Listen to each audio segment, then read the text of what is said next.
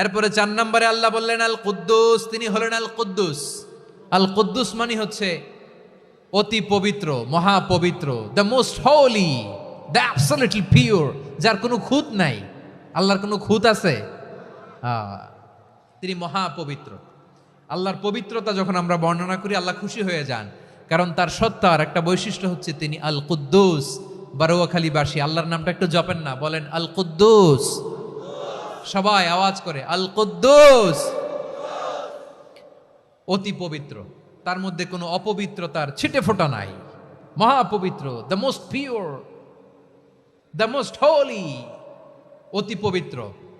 ফেরেশতারা বলেছিল আল্লাহ আপনি মানুষ কেন বানাবেন? নাহনু নুসাব্বিহু বিহামদিকা ওয়া নুকদ্দিসু লাক। এই যে নুকদ্দিসু কুদ্দুস পাইছেন?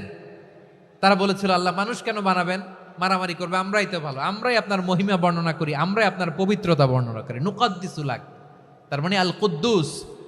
আবার আমার নবী বিশ্বনবী যখন সিজদায় লুটিয়ে পড়তেন, আম্মা জানা এসে বলেন আমরা তো সিজদার মধ্যে সুবহান রাব্বিয়াল আলা বলেই শেষ, কিন্তু বিশ্বনবী তাহাজ্জুদের নামাজে, নফল নামাজে, সুন্নত নামাজে 3 বার সুবহান রাব্বিয়াল আলা তাসবিহ পড়ার পরে তিনি পড়তেন সুবহুন কুদ্দুসুন রাব্বুল মালাইকাতি ওয়ার রূহ। সুবহ কুদ্দুস রব্বুল মালাইকাতি ওয়ার রূহ। সিজদায় লুটিয়ে পড়ে বিশ্বনবী এই দোয়াটা পড়তেন নফল নামাজে, সুন্নাত নামাজে কিংবা তাহাজ্জুদের নামাজে। সুবহান রাব্বিয়াল আলার পরে কি পড়তেন? সুবহুন, আওয়াজ করে বলেন সুবহুন কুদ্দুসুন রব্বুল মালাইকাতি ওয়ার রূহ।